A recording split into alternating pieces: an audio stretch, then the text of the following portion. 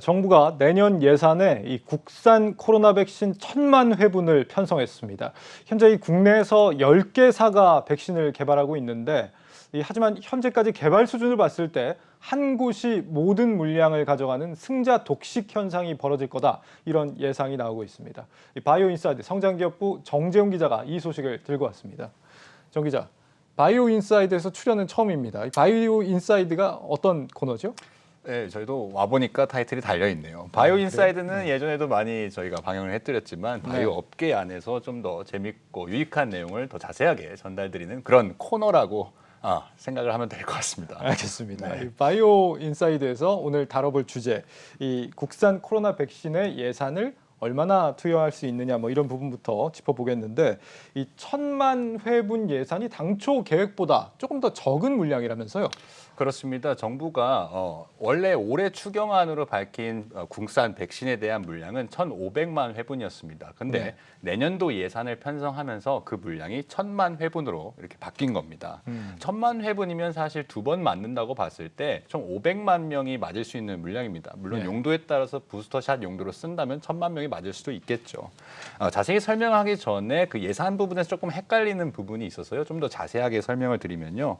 올해 추경 편성을 하면서 국산 백신 1,500만 회분에 대해서 선급금으로 720억 원을 책정했었습니다. 그리고 내년도 예산을 짜면서 다시 1,000만 회분에 대해서 1,920억 원의 잔금을 치르겠다고 이렇게 밝힌 거죠. 근데 이게 조금 얘기만 들었을 때 도대체 그래서 얼마나 되는 물량을 얼마에 사겠다는 것이냐 좀 헷갈리는 부분인데요. 결론은 그래서 내년에 1,000만 회분의 국산 백신을 사겠다 이겁니다.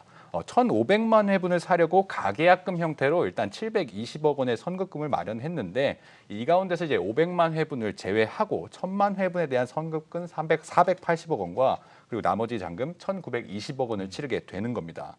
따라서 정부의 국산 백신 구매 예산은 총 1,000만 회분에 대해서 약 2,400억 원이라고 볼 수 있겠죠. 정부는 임상 단계와 어떤 개발 현황 그리고 상용화 시점 이런 것들을 종합적으로 고려해서 백신을 구매하겠다 이렇게 밝혔습니다. 1,000만 회분이 2,400억 원이면은 다른 나라 백신 가격에 비해서는 싼 편인 거예요? 아니면은 뭐 백신 가격은 사실 조금 화이자나 모더나나 뭐 한 3달러 수준도 되는 것도 있고 좀 비싼 것도 있거든요. 국산 백신에서는 그렇게 저렴하지도 않고 이게 한 도즈당으로 치면 한 24,000원 정도 되는데 그렇게 저렴하지도 않고 비싸지도 않은 그런 책정이라고 볼 수 있겠습니다. 국산이라고 뭐 특별히 또 싸게 하고 이런 건 그렇습니다. 아니겠죠, 당연히. 그랬다가는 이제 좀 비판을 받을 수도 있기 때문에. 네. 이 국내 백신 개발 업체들 가운데 현재 이 개발 단계가 가장 앞서인 건 사실 SK 바이오사이언스잖아요. 그렇다면 이제 1,000만 회분 예산을 독식하게 된다라고 앞서서 이제 걱정을 했는데 그게 이제 SK 바이오사이언스가 다 가져간다 이런 얘기입니까? 아직 정답은 모른다가 이제 확실하지만 사실 SK 바이오사이언스가 가져갈 확률이 지금으로서는 좀 높은 상황입니다. SK 바이오사이언스의 이제 단백질 제조합 백신 이제 GBP510이라는 게 있는데 이게 최근에 식약처 임상 3상 계획 승인을 받아서 현재 첫 피험자 투약을 시작했습니다.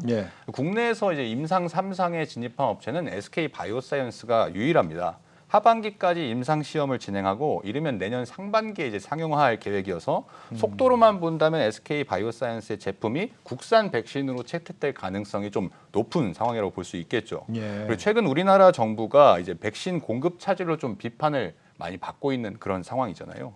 재밌는 거는 이제 모더나 제조소에 이제 7월 28일이었던 것 같은데 모더나 제조소 실험실 이슈가 터진 이후에 SK 바이오사이언스의 식약처 임상계획 승인이 곧바로 나왔거든요. 그때 막 주가도 막 폭등하고 그랬었죠. 그렇습니다. 주가도 한참 많이 올라서 이제 그런 관심을 많이 받았었죠.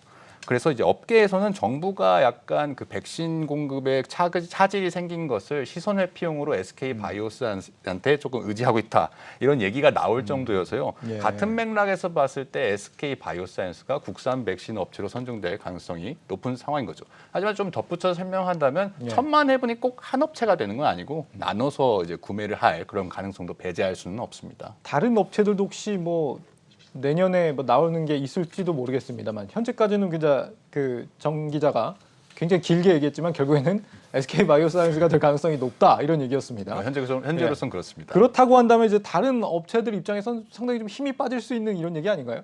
그렇습니다. 그래서 제가 다른 업체에 이제 전화를 해서 취재를 좀 더 해봤는데 사실은 힘이 빠지는 것도 사실입니다.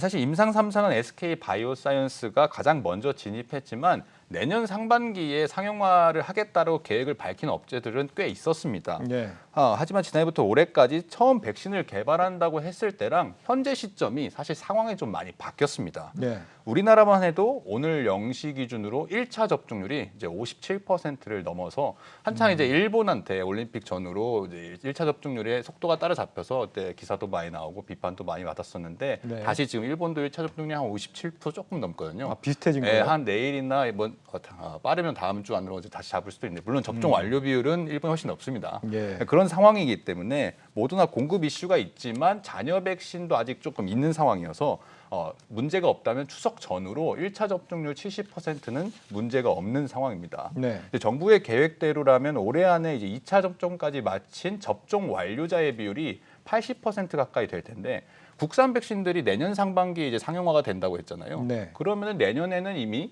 우리나라 국민들은 대부분 백신을 맞은 그런 상태에서 백신이 나오게 되는 거죠. K 백신을 만들어도 수요가 별로 없는 그런 상황이 될 수 있는 이것 겁니다. 때문에 이번에 예산을 좀 크게 줄인 모양이죠? 그런 도 영향이 있고요. 네. 이미 내년도 예산안에 8천만 회분의 mRNA 백신, 모더나와 화이자 백신 구매가 이제 들어갔습니다. 부스터샷 용도로요. 예. 정부가 계약한 또 아직 우리나라에 계약은 했지만 들어오지 않은 SK 바이오사이언스가 또 위탁 생산을 맡은 노바백스도 4천만 회분이나 있는데 이거는 아직까지도 승인이 안 됐어요. 미국에서. 네. 근데 이게 이제 만약 하반기에 좀 승인이 이루어질 전망인데 그래서 이제 국내에 들어온다면은 내년에 부스터샷 용도로 쓸 수 있겠죠. 한마디로 이제 부스터샷 용도로도 물량이 좀 충분한 상황이어서 백신 업체들이 전략을 바꿀 수밖에 없는 그런 상황이 된 겁니다. 예. 그래서 아예 백신 업체들은 수출용 부스터샷 용도로 이제 경영 전략을 좀 선회하는 경우도 생기는데요. 네. 제넥신이라는 업체가 이제 대표적인데 인도네시아에서 지금 백신 2, 3상을 진행 중인데 이 지역은 지금 중국 백신인 시노팜과 시노백 이 제품들이 접종이 이루어지고 있습니다. 네. 코로나 장기화로 어차피 해외에서는 부스터샷이 계속 필요하기 때문에 수요가 있는 시장을 공략하겠다는 그런 전략으로 수정을 한 거죠. 국내 백신 개발 업체 또 셀리도와 유바이오로직스도 있는데 아직 전면에 밝히지는 않았지만 부스터샷 용도로 조금 선회하는 전략을 고심하고 있는 것으로 좀 취재 결과 확인이 됐습니다. 관계자 이야기를 한번 들어보시죠. 가장 살아남기 좋은 방법으로 가야 될 거 아니에요. 부스터샷이 된다고 해서 우리가 돈을 못 버는 것도 아니고 지금 자존심 세울 때가 아니잖아요. 무조건 가야 되는 거죠, 그거는. 네. 이 뭐 부스터샷으로 전략 선회를 고심하고 있다. 이제 부스터샷 개발은 그냥 백신하고 뭐가 다른 거예요? 뭐 어떻게 다르게 전환을 한다 이런 얘기입니까? 일반 코로나 백신은 당연히 코로나에 걸리지 않은 사람, 백신을 맞아야 하기 때문에 중증 화율을 끌어올릴 항체를 형성하는 그런 대상자를 선정해서 하는 것이고요. 네. 부스터샷은 말 그대로 코로나 백신을 맞은 사람을 대상으로 합니다. 그래서 제넥신의 이번 임상 2상, 3상도 대상이 그래서 바뀌었어요. 시노팜과 시노백을 맞은 임상 대상자로. 그게 설계상에 좀 차이가 생기는 겁니다. 그렇군요. 이 코로나가 뭐 짧게 끝날 것 같지는 않고 이 부스터샷은 앞으로도 계속 필요하잖아요. 그렇다고 한다면은 이제 정부가 국산 백신을 앞으로 뭐 추가로 더 확보할 가능성 남아 있는 거 아닙니까? 그렇습니다. 그래서 앞서 설명드린 대로 정부가 올해 이제 내년 편성한 거는 이제 1,000만 회분밖에 없습니다. 네. 다만 이제 올해 같은 경우에도 원래는 편성이 안 됐었는데 추경과 예비비를 통해서 지금 백신 예산을 확보했었거든요. 예. 마찬가지로 내년에도 예비비나 추경으로 인해서 국산 백신에 대한 물량을 확보할 가능성은 있습니다. 질병관리청 관계자입니다. 1,000만 회분만 반영을 했지만 백신이 많이 개발이 되고 상용화가 가능하다고 하면 수경이라든지 제정당국이랑 협의를 해가지고 물량 확대에 대해서는 협의 가능성은 좀 높다고 보시면 되시거든요. 국산 백신이 효능이 제대로 입증이 된다면 지금처럼 해외 백신에 의존하지 않을 수 있는 그런 상황이 올 수도 있겠죠. 네. 그러면은 물량도 자연스럽게 늘어나게 될 것입니다. 하지만 어디까지나 SK 바이오사이언스든 어떤 업체든 간에 백신이 제대로 경쟁력을 갖춘 이후에 그 이후의 상황이라고 볼 수 있겠습니다. 그렇군요. 오늘 뭐 정 기자한테 돌발 질문을 굉장히 많이 했는데 역시 바이오 기자답게 취재를 굉장히 많이 했나 봅니다.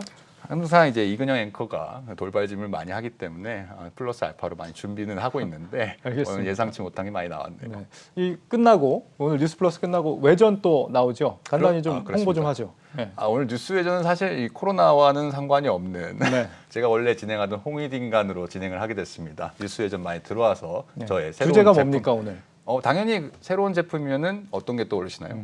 삼성의 신제품에 대한 그렇습니다. 그런 이제 거군요. 접히는 폰 폴드 3를 준비했으니까요. 한번 와서 구경도 해보시죠. 알겠습니다. 잠시 후에 뉴스플러스 외전 많이 시청해 주시고 성장기업부 정재웅 기자였습니다. 잘 들었습니다.